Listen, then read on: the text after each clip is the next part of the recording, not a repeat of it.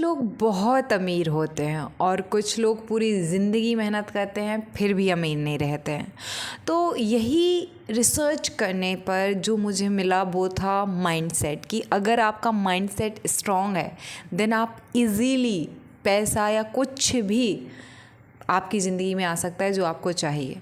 फिर जब मैं इसी के बारे में इंटरनेट पर सर्च कर रही थी, चीज़ें ढूंढ रही थी, तो मुझे एक बहुत अच्छा पॉडकास्ट मिला जो कि आपको पता ही है थंबनेल पे, कि राज समानी और मितेश खत्री का। इन दोनों के 3 पॉडकास्ट हैं 1 साल के अंदर, एंड आप ग्रोथ देखेंगे राज समानी की पिछले 1 साल में ही कितनी हुई है। सो बेसिकली अब यहाँ पे जो उस पूरे पॉडकास्ट में 1.5 घंटे में है उसको मैंने बहुत अच्छे से यहाँ पे लिखा है। Step by step I will explain you. So are you ready for this? Yes, you are ready. तो सबसे पहले पूछते हैं राज समानी कि सर ये बताइए कि लॉ ऑफ अट्रैक्शन है क्या।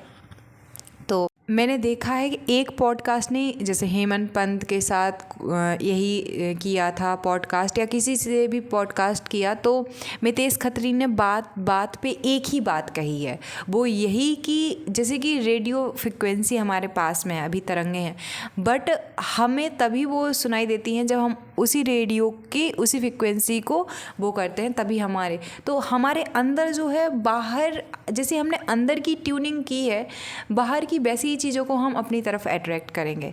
मतलब अगर हम जलन की भावना रखते हैं, अगर हम प्राउड की फीलिंग रखते हैं, अगर हम फीलिंग रखते हैं डर की, गुस्से की, तो वैसे ही हमारे पास दूध की दुकान पे दूध लेने वाले आते हैं और शराब की दुकान पे शराबी पहुंच जाते हैं।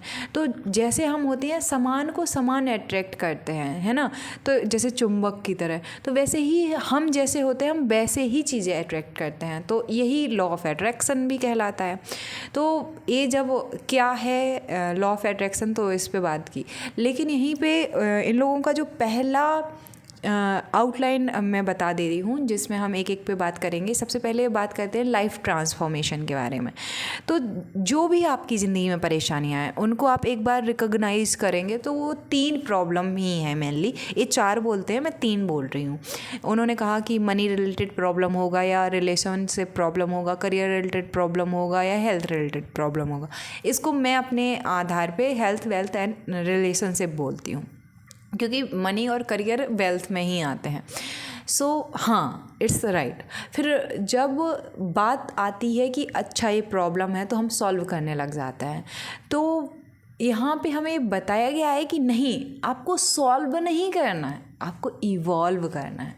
आप सॉल्व करते हैं तो उसी पैटर्न में फंसे रहते हैं। आप इवॉल्व मतलब उससे एक कदम ऊपर बढ़ जाते हैं तो आपकी ज़िंदगी में बदलाव आता है, ट्रांसफॉर्मेशन आता है, और यही लाइफ ट्रांसफॉर्मेशन में ये बात करते हैं। अब बात आती है कि अभी जो मेरे या आपके पैटर्न हैं वो कैसे हैं, तो इनको आइडेंटिफाई करना होता है। इनको आइडेंटिफाई करना होता है जैसे कि अभी हमारे पैटर्न या हमारी फ्रिक्वेंसी कुछ भी हो सकती है। जैसे मेरे बचपन में मनी रिगार्डिंग कुछ सिखाया ही नहीं गया है, मैंने कभी शॉपिंग नहीं की है। अगर पैसे चाहिए तो ये बताओ कि किस लिए चाहिए, वो चीज़ आ जाती थी घर में, लेकिन मुझे पैसा नहीं मिलता था। पैसा किसी से मांगना नहीं होता है, तो पैसे के बारे में घर में बात भी नहीं होती थी, कंफर्टेबल ही नहीं लोग थे पैसे के बारे में बात करने के लिए। तो ये सारा मेरा चाइल्डहुड रहा, तो ये चीज़ें हैं।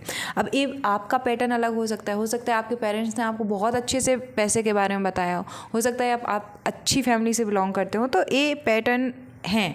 अब क्यों है, इस पे बहुत सबकॉन्शियस लेवल पे जो बचपन में हुआ या जो हमारे साथ में या हमने मूवी में या कहीं पे देखा वो सब कुछ चला गया। ज़्यादा क्यों पे फोकस ना करके कैसे अब इस पैटर्न को चेंज करें, इस पे बात आती है। तो फिर इसमें वो बोलते हैं इमोशंस आर हैबिट, यानी आप जो भी अभी पैटर्न फॉलो करते हैं जैसे मनी रिगार्डिंग रिलेशनशिप, आप देखेंगे कि क्यों लड़के आज तक या क्यों लड़कियां आज तक, लड़का लड़की का विवाह हो गया है, शादी हो गई है, वो एक दूसरे के साथ खुश है, लेकिन आफ्टर 5 ईयर्स 10 ईयर्स बाद वो सेम पैटर्न फॉलो करेगा लड़का जो उसने अपने पापा का मम्मी के साथ में पैटर्न देखा है रिश्ते का। लड़की भी वही पैटर्न फॉलो करेगी जो उसने अपने बचपन से अभी तक में अपनी मम्मी और पापा के बीच में पैटर्न फॉलो किया है। एंड चाहते ना चाहते हुए सबकॉन्शियस लेवल पे वो लड़की अपनी माँ की एक्टिंग करेगी, वो लड़का अपने पापा की एक्टिंग करेगा।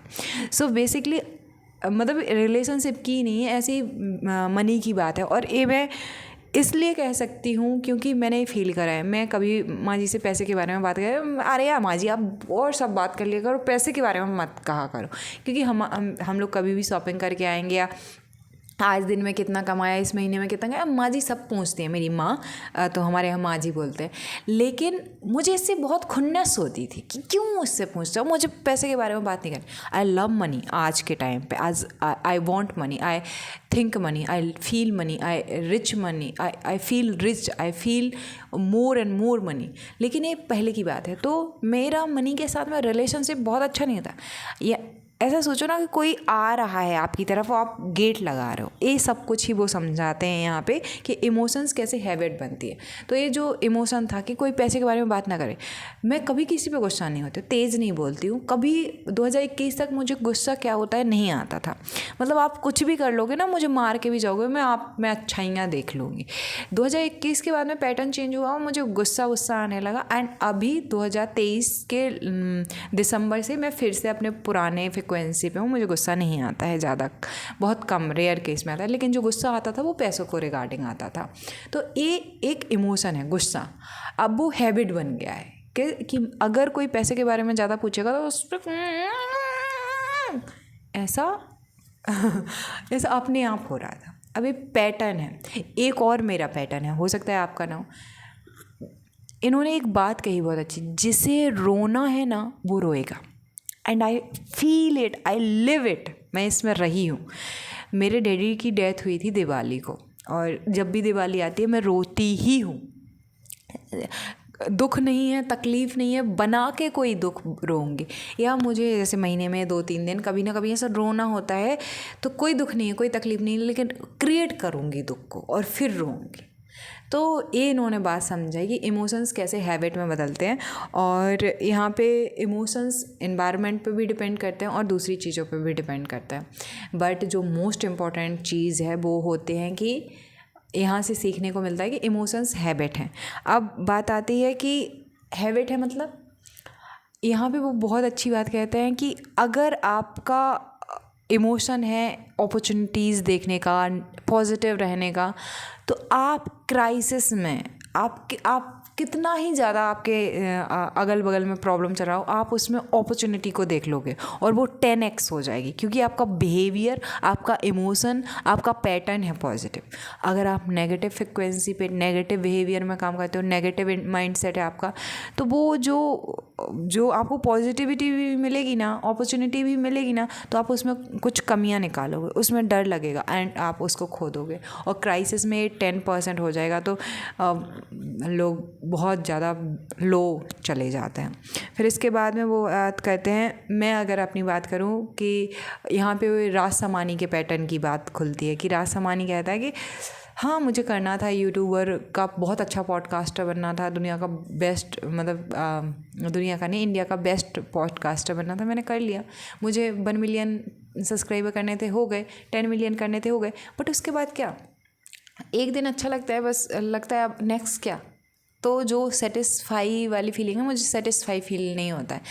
आई ऑलवेज़ फील कि अब नेक्स्ट क्या। तो यहाँ पे जो वो मितेश खत्री हैं, वो बहुत अच्छे से बताते हैं कि ये हमारे इमोशंस हैं। बचपन में या कहीं पे ना कहीं पे ऐसे चीज़ें हुई होंगी तो ऐसा है। एंड मेरे साथ भी ऐसा है, 12th टॉप करना था, कर लिया, अब नेक्स्ट क्या। और मैंने वो जो राज समानी ने कहा, मैंने वो सब कुछ फील किया क्योंकि मैं भी थोड़ा सा वैसी थी। फिर इसके बाद इमोशंस के जो पैटर्न हैं वो बदलने हैं। बट उन्होंने कहा पैटर्न को बदलना तब है ना, पहले ये देखना पड़ेगा जो पैटर्न अभी मैं फॉलो कर रहा हूँ वो हेल्पफुल है या नहीं है हेल्पफुल। तो जैसे कि यहाँ पे उन्होंने बोला अगर है हेल्पफुल तो रखो, अगर नहीं है आपका प्रेजेंट पैटर्न हेल्पफुल तो उसको हटा दो। फिर वो कहते हैं कब करना है पैटर्न को हटाना है। तो जैसे मेरा मनी रिलेटेड जो पैटर्न था, आई फील इट बहुत नेगेटिव है, कुछ हो ही नहीं सकता मेरा तो ज़िंदगी में। अगर मैंने ऐसी सोच रखी कि पैसा ख़राब होता है, पैसे से पैसा क्यों चाहिए ज़िंदगी में, तो अगर ऐसी फ्रिक्वेंसी है, ऐसी वाइब्रेशन, ऐसा माइंडसेट है तो मेरा तो कुछ हो ही नहीं सकता। और मैं ये रियलिटी बता रही हूँ, लोगों ने ऐसे आके पैसा मुझे दिया है, ये संभालो तुम, और मैंने मना किया है। मुझे इतनी अपॉर्चुनिटीज़ मिली हैं कि मैं आपको गिनवा नहीं सकती हूँ। आई ऑलवेज डिनाई तो माइंडसेट ही नहीं है, रिसीव ही नहीं करना है, बार बार गेट आ रहा है और मैं भड़ाक कर दे रही हूँ। सो मैंने ये फील किया कि हाँ, मनी रिलेटेड तो मुझे इसी सेकंड अभी ही चेंज करना है। तो जो पैटर्न है वो कब चेंज करना है आपको ये समझ आना चाहिए, इन्होंने ये कहा। फिर स्टॉप माई सेल्फ, मतलब दूसरों के साथ में तुलना नहीं करनी चाहिए, ये बात की उन्होंने। इग्नोर नहीं करना चाहिए मनी को, ये मैंने सीखा। अभी जो मेरा इमोशनल पैटर्न है वो 3 पैटर्न है। जैसे कि एक कमी महसूस हुई मुझे बचपन में कि डैडी जो सबसे ख़ास पर्सन थे ना, और वो नहीं रहे, तो आई फील जस्ट लाइक कि, तो अब फिर उसके बाद बुआ से मैं बहुत प्यार करती थी, अपनी छोटी बुआ से। उनकी शादी हो गई, अब उनकी शादी हो गई तो उनके साथ रह तो नहीं सकते, तो उनकी कमी महसूस हुई। फिर ये मेरा पैटर्न है। और एक मेरा पैटर्न है मिस चांस, जब जिससे कभी सामने से कोई आए भी और कहे कि मुझसे बात करनी है, तो मुझे नहीं इंटरेस्ट रहता है किसी में भी। तो ये सब हो गया। स्टॉपिंग खुद को, मतलब मेरे पास में प्लान है, स्ट्रेटजी है, सब कुछ है, बट स्टॉप करने की आदत है। क्योंकि बचपन में क्या हुआ कि खेलो मत, बाहर खड़ी मत हो, स्कूल के बाहर मत जाना, किसी के घर मत जाना, रिलेटिव्स में नहीं जाना, ये मत करना, वो मत करना, इतना रोका गया है कि अब वो सब मैं खुद ही करने लगी हूँ। मतलब कोई आज रोकने वाला नहीं है, मैं खुद को ही रोकती रहती हूँ। फिर इसके बाद आता है कि कोई परेशान नहीं कर रहा है, बट खुद को ही मैं परेशान। तो ये सारे ऐसी चीज़ें जिनको मुझे आज अभी चेंज करना है। आपका काम है आपको बताना है कि कौन से ऐसे इमोशनल पैटर्न है जो आपके लिए बिल्कुल हेल्पफुल नहीं है, उनको आपको चेंज करना है।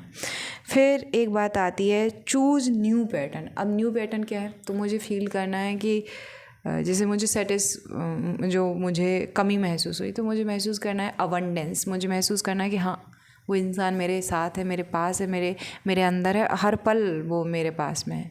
तो बस हो गया है। और जैसे मुझे स्टॉप रोका गया है, तो जो करने का मन करे तुरंत कर लेना है। कि मैं जो चाहती हूँ वो कर लेती हूँ, एंड ऐसा होता भी है, कर भी लेती हूँ। और इग्नोर नहीं करना है खुद को, काम करना है। तो ये न्यू पैटर्न बनाना है। जैसे मनी रिलेटेड मैंने न्यू पैटर्न बना लिया है। मैं 108 बार आज अब जैसे सुबह से उठती हूँ और मैं आई लव, थैंक यू माँ जी, और उसमें ग्रेटिट्यूड में मैं 20 बार कुछ ना कुछ कहते हुए मनी को थैंक यू बोलती हूँ, ग्रेटिट्यूड फील करती हूँ कि money always you with me. Money मेरी सबसे अच्छी फ्रेंड है, मनी ने तब मेरा साथ दिया जब दुनिया में मेरा साथ किसी ने नहीं दिया। ऐसे कुछ सेंटेंसेस यूज करती हूँ, तो इससे वो हो जाता है। फिर रासमानी बहुत उससे पूछता है कि नहीं, एक इंसान की वजह से पूरा घर परेशान है, ऐसा क्यों होता है? तो उन्होंने कहा नहीं, एक घर की वजह से सब लोग परेशान नहीं हैं, वो सब लोग परेशान हैं क्योंकि उनकी खुद की फ्रिक्वेंसी की वजह से। और रासमानी कहता है नहीं, ऐसा थोड़ी होता है, नहीं ऐसा नहीं है, ऐसा थोड़ी होता है। लेकिन मितेश खत्री बोलते हैं कि नहीं, ऐसा ही है। अगर आप दुखी हो ना, एग्जाम्पल बताते हैं कि एक पापा हैं, वो बहुत शराब पीते हैं, उनकी वजह से उनके बच्चे बहुत परेशान रहते हैं, उनका बेटा बहुत परेशान रहता है, सिस्टर तो दूर है, लेकिन बच्चा ने अब ज्वाइन कर लिया है बिज़नेस को, फैमिली बिजनेस है, अब उसका जो रेपुटेशन है उसके इस वजह से बन गया है, तो अब वो उसको छोड़ भी नहीं सकता, वो बहुत दुखी है। तो वो बोलते हैं कि वो दुखी इसलिए नहीं है कि पापा हैं, इसलिए क्योंकि उसका खुद का ये पैटर्न है। And I really connect this thought, और मैं यहाँ पे बहुत अच्छे से मितेश से वो हो जाती हूँ। फिर वो कहते हैं उनका प्लेटिनम एक कोर्स है कि 10 साल की सक्सेस 1 साल में आ जाएगी। तो वो कहते हैं ऐसा कैसे? तो कहते हैं आप बताइए कि आपके 4 ही गोल्स होंगे, रिलेशनशिप का होगा, मनी का होगा, करियर का होगा और हेल्थ का होगा। तो आप नेक्स्ट 10 ईयर्स में चाहते क्या हैं, पहले तो मुझे वो बता दीजिए, और फिर उनकी जो स्किल्स नीडेड है वो स्किल्स पे काम कर लीजिए। कितना टाइम लगेगा सीखने में? 1 महीना, 2 महीना, फिर बस काम कर लीजिए, 10 साल की सक्सेस मिल गई 1 साल में। फिर वो कहते हैं लॉ ऑफ अट्रैक्शन काम क्यों नहीं करता है? तो वो कहते हैं कि आप सोच रहे हो कि मुझे किसी लड़की को पसंद करना है, लाइफ पार्टनर अच्छा हो, लेकिन कोई लड़की अगर आपसे बात करती है, आप बात ही नहीं करते हो, एक्शन नहीं लेते हो, तो FVTBA अलाइन होना चाहिए। इसके बाद एक क्या है, सब कुछ है, इसके बारे में हम नेक्स्ट वीडियो में बात करेंगे। और मतलब कि माइंडसेट पे बात करेंगे। माइंडसेट का पूरा प्लेलिस्ट बना के रखा है, प्लीज़ जाके चेकआउट कर लीजिएगा, बहुत आपको मज़ा आएगा। Thank you.